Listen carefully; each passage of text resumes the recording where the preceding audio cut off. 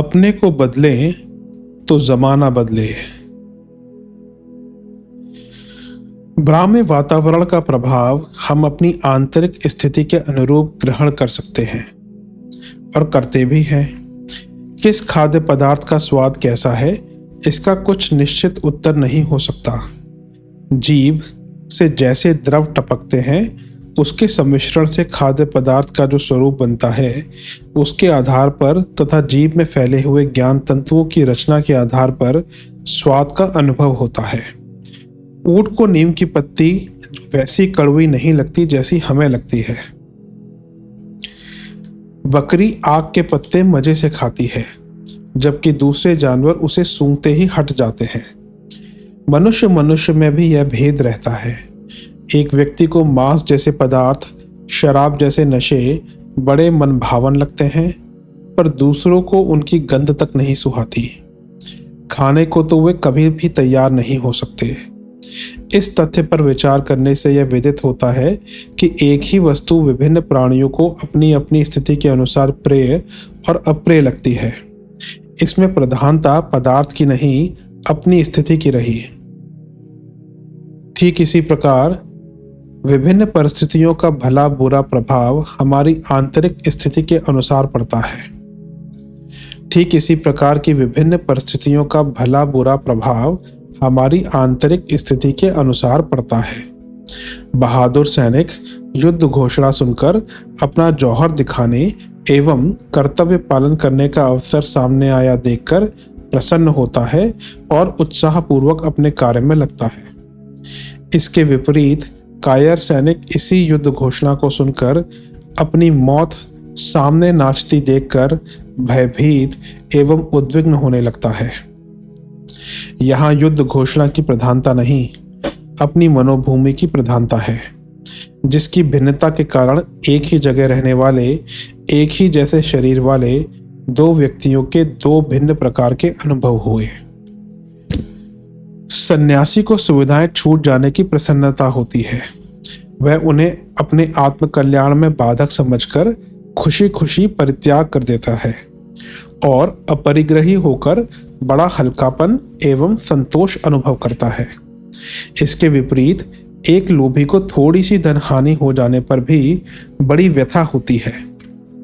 वह बहुत दुख पाता और पछताता है। धन दोनों का गया है, पर एक ने उसे गंवाकर संतोष लाभ किया, दूसरे ने पीड़ा अनुभव की। इस भिन्नता में धन अथवा उसकी हानि कारण नहीं, वरन इन व्यक्तियों की भिन्न भिन्न मनोदशा ही कारण है। ठीक इसी प्रकार इस संसार की विभिन्न परिस्थितियां विभिन्न स्तर के व्यक्तियों को विभिन्न प्रकार के परस्पर विरोधी अनुभव प्रदान करती है।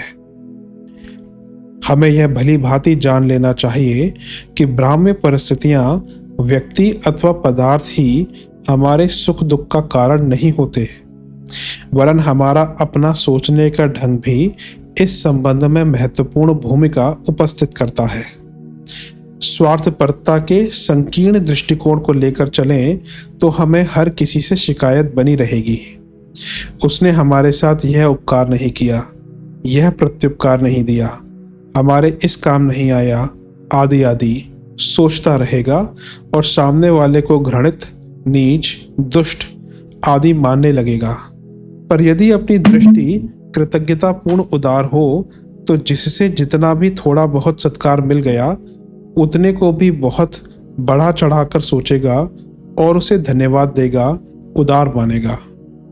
संसार को अपनी इच्छा, आवश्यकता एवं रुचि के अनुसार बना सकना संभव नहीं। यहाँ विभिन्न प्रकृति के मनुष्य रहते हैं, विभिन्न स्तरों का व्यवहार होता है। सब कुछ हमारे अनुरूप ही बन जाए, यह संभव नहीं। इसलिए यदि शोभ और असंतोष के कारण उत्पन्न होने वाली मानसिक व्यथा से छुटकारा पाना हो तो एक ही उपाय है कि हम अपना दृष्टिकोण बदलें, अपने को सुधारें, अपने सोचने का तरीका बदलें। इस परिवर्तन के साथ साथ संसार की सभी परिस्थितियां बदली हुई दिखाई देने लगेंगी।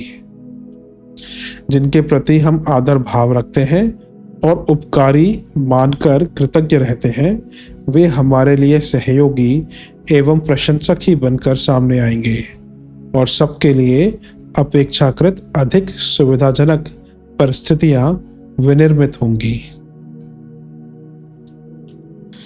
गुत्थियों का हल अपने भीतर ही है।